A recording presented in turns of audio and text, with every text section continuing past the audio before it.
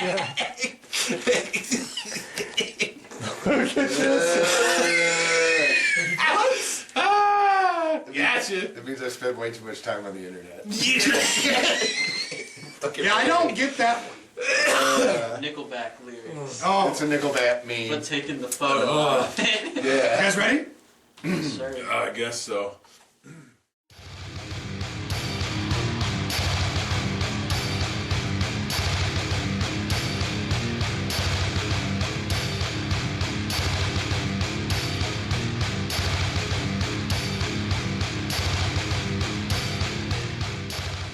Welcome back to Neon Trash, all you cyberpunks and retro nerds. It's Tommy the Hammer hanging out with Dale, Johnny, and BC.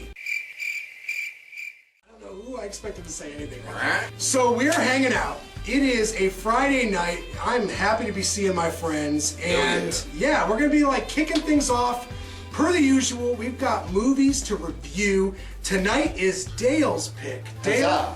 which movies did you bring for this double feature? Well, first up tonight, to settle us into the business and get back to usual, this was a blind buy for me off of the eBay. So, kind of sleazy, and none of us, I don't believe, have seen this.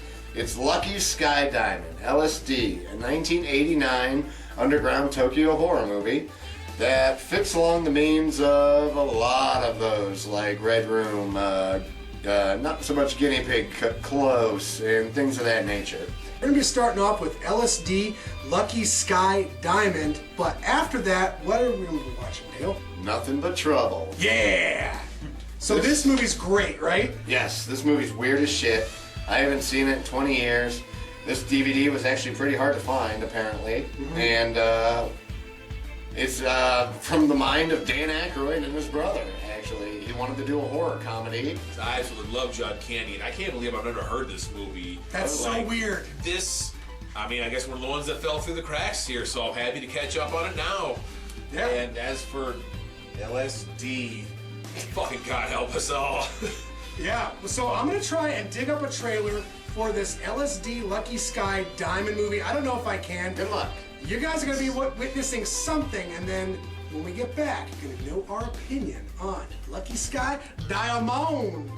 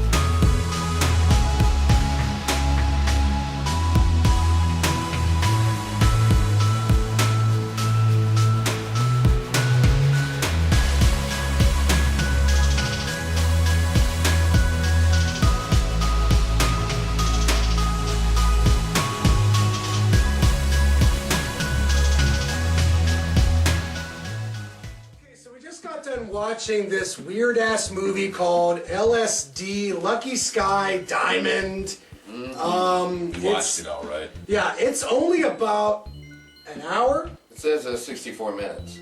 Yeah, and What a trip, quite literally. The movie itself is extremely surreal. It opens up with a lot of torture, a lot of hallucinatory scenes. Wow. I mean, where to begin? God. Like, I knew, I mean, this was going to be, you know, I was talking to Dan Aykroyd, we were chatting the other day, and he's like, dude, I got this fucking movie. Like, I got like 7 movies, but this one fucking movie. And I'm like, and he read me what's on the back here, and I'm like, okay. He's like, yeah, this has me sold. And I'm like, well, I guess maybe I'll get to watch this one at some point. And lo and behold, he pulled it out tonight. I should have known. I mean, you're really, truly making art with film here. Like, this isn't making a film to tell a story or for, like, you know, film's sake or anything. This is truly, I don't know. There's so many different ways you could take this, honestly. Like, what are they really trying to make you feel? It's like you can feel that they kind of tried to encompass being on LSD just with the way the fucking movie's made. It's You got fisheye lenses, you've got track cameras. I mean, it does say LSD on the cover, lenses, so of course this is going to be subtle visual effects. Like really weird shit. And like even just the whole, when you talk about a narrative, it's like, it's chaotic, it's fast, it jumps all over. Like, it's kind of like you're tripping. I recently, whenever I watch movies, especially international ones, I try to like put them within a cultural context. So like, this is a Japanese film, and starting, you know, really from the 80s going forward, we had these directors like Shinya Tsukamoto, who did Tetsuo. They're making these low-budget movies. They're all interesting to watch, especially from like a Western perspective.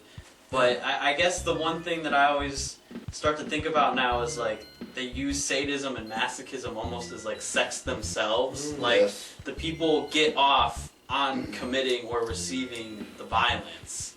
Like, they don't even, I mean, this had, you know, blowjob brain surgery. So, blowjob we did witness blowjob brain surgery. There was like, there was actual sex, but you know, then there's still this sadistic stuff happening.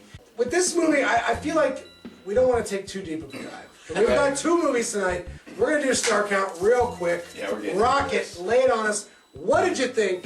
LSD. Boom. Out of 10 stars. Do it. Out of 10 stars, it's really hard to give this. I feel like, you know, sometimes you want to give something multiple star counts, right? I've done that before. Yeah. And I want to give this thing like 16 different star counts all at the same time. And they all average out to, I gotta give this at least an 8. Oh! You know? When it comes to Asian underground cinema, I will definitely rank this very high. Ooh. Even for the lower quality bootleg. I'd definitely say it'd be about a 9. I think out of 10 stars, I really appreciated, you know, every little thing they did to make this movie creepy. Like everyone was saying, the fisheye lenses, even just like the track camera, it would like barely turn, but the way they made it turn made the scene more creepy. Yeah. Pretty good special effects, especially given the budget that we're assuming they had. I wouldn't say it's like my favorite underground Japanese movie I've seen, but I can also say like a movie like this, it kind of shines through in the cinema of like Shion Sono and Takashi Miike today. Like they probably watch this type of movie. So I'm gonna go with like Hated it. So they a 6.5. I liked it. I think that, you know, it's probably influenced the type of movies I like today. For me, though, it's like 6.5 going on 7. We've watched bottom of the barrel crap fest before. I feel like this, upon first inspection, when you watch it, you're like, oh, the murky camera work, the shitty transfer, the low budget that's on display, I'm going to have a preconceived notion. And then you notice the track cam. Then you notice the blood squibs. And you notice the lead actress just screaming her head off, Texas Chainsaw style. Really emotional, yeah. So, like, even if it is, like, some people look at that, oh, she's doing a screaming, that's not acting. Yeah, maybe, but, like, you know what? It's like a workout. So, I don't know, like The passion of the Yeah. actors really came through. We're about to move on to movie numero 20, Nothing But Trouble. Check out the trailer. We'll be right back, motherfuckers. Give me the keys, Mike. Chevy Chase, Hey, you just passed the Garden State Parkway South. Don't worry, I'll get you there. Demi Moore, Oh, no, cop. Driver, step outside the car, please. John Candy, Read 'em? Yeah, that's nice, thanks. The lower back, please. I got an itch right up in there. It's good, thank you. Not today, sir. This may be Valkenvania, but it is still America. And wouldn't mind, would you just write a ticket here, or we could settle it some other way, perhaps? That's not the way things work around here. What is this place? Revolving District Court for the Village and Shire of Vulcanvania is now in order. The Honorable Reeve Alvin Vulcanizer presides. Dan Aykroyd, Put out that dog rocket! Nothing But Trouble. So sorry. Hey, you know, you and I ought to spend a little more time together. I'd like that.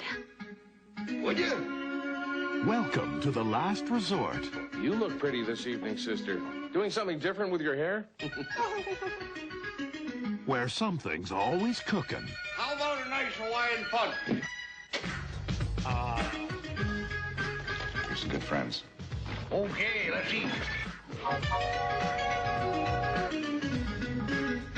Where someone's always shaking. And anything's better than house policy. What's house policy? Well, whatever man touches her's the one she keeps. What? All they wanted Oh, no, wait a minute. I just went through a damn stoplight. was a little getaway. I think the two of you'd make a perfect couple.